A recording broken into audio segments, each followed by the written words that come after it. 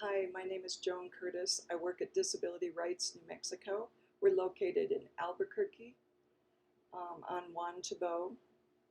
And right now we're all working from, most of us are working from home.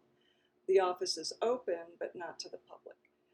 And that's because of COVID. So many of us are getting used to doing things in a different way.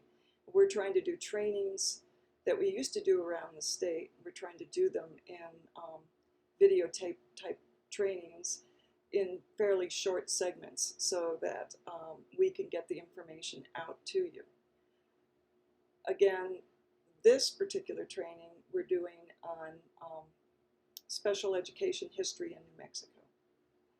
So Disability Rights New Mexico has been going since 1979.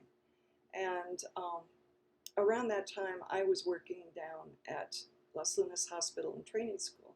That's an institution for people with developmental disabilities.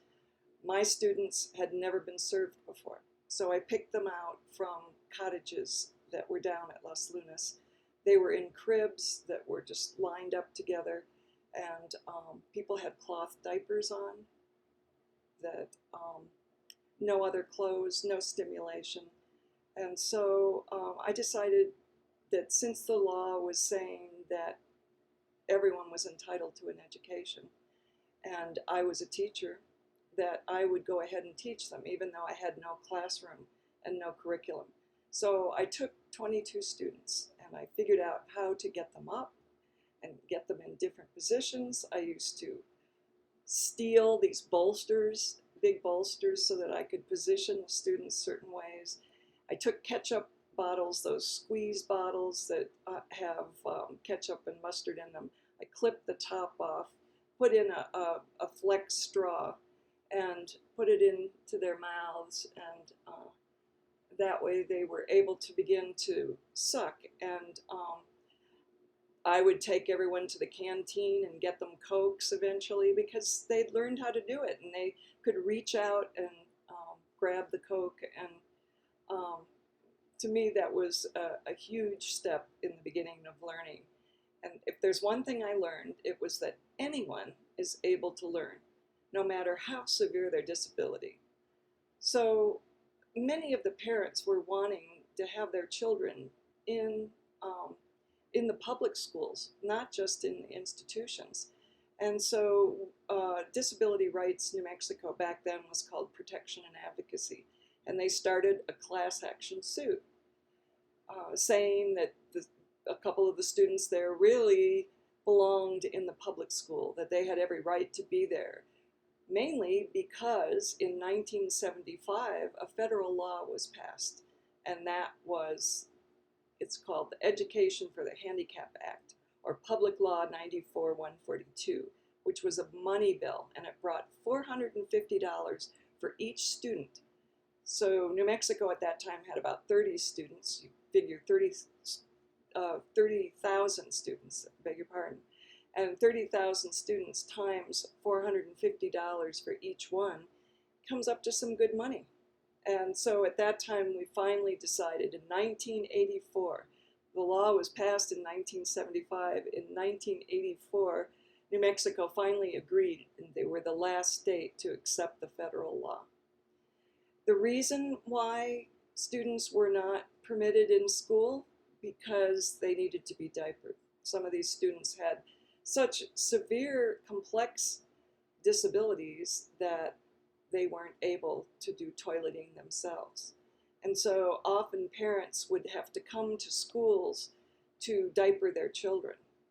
But eventually, after this law passed and the New Mexico Protection and Advocacy won the lawsuit, it was called the Jackson Class Action Lawsuit, and still to this day, this lawsuit is still going on in New Mexico. We're still representing these clients that used to live in institutions.